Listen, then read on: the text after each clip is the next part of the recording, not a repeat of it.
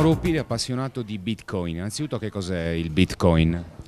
Allora, il Bitcoin per me, ma non sono l'unico a dirlo, è qualcosa che potrà fare per la moneta, per il denaro, per lo scambio del valore, quello che ha fatto Internet per la comunicazione, ovvero togliere tutte le barriere nazionali, le barriere locali, tutti i problemi tecnologici di distribuzione.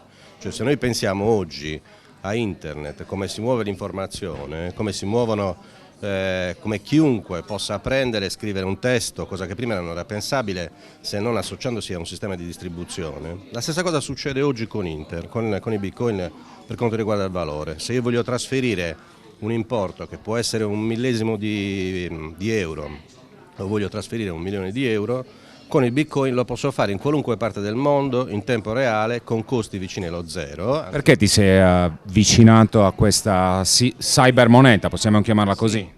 Diciamo in generale viene chiamata criptovaluta perché ci sono tante monete digitali che però non hanno la caratteristica dei Bitcoin di poter essere decentralizzata. Questa è la cosa più importante. Quanti siete a Cagliari? A Cagliari c'è un gruppo di una decina, ventina di persone che diciamo seguono con diversi tipi di interessi, perché poi il Bitcoin è fatto di tante cose, come un po' Internet è fatto di tante figure, di tanti elementi nel quale ci si può appassionare, per esempio il valore, la speculazione, che per qualcuno è un problema, per qualcuno è un'opportunità, oppure la creazione proprio di Bitcoin nuovi, come chiunque può trasformarsi in una zecca e creare Bitcoin nuovi, oppure la tecnologia. A me quello che interessa molto e che piace è l'uso tecnologico del Bitcoin. Il Bitcoin può essere una rivoluzione finanziaria, ma anche un grande bluff. Allora, un bluff no. Un bluff non può più essere un bluff. Perché? I Bitcoin sono qualcosa che ha introdotto una novità enorme ed è destinata a cambiare il modo con cui noi oggi concepiamo il denaro in generale e in particolare il denaro attraverso Internet. Può succedere, è inevitabile che succeda, che le cose possano cambiare, che ci siano dei cambiamenti improvvisi.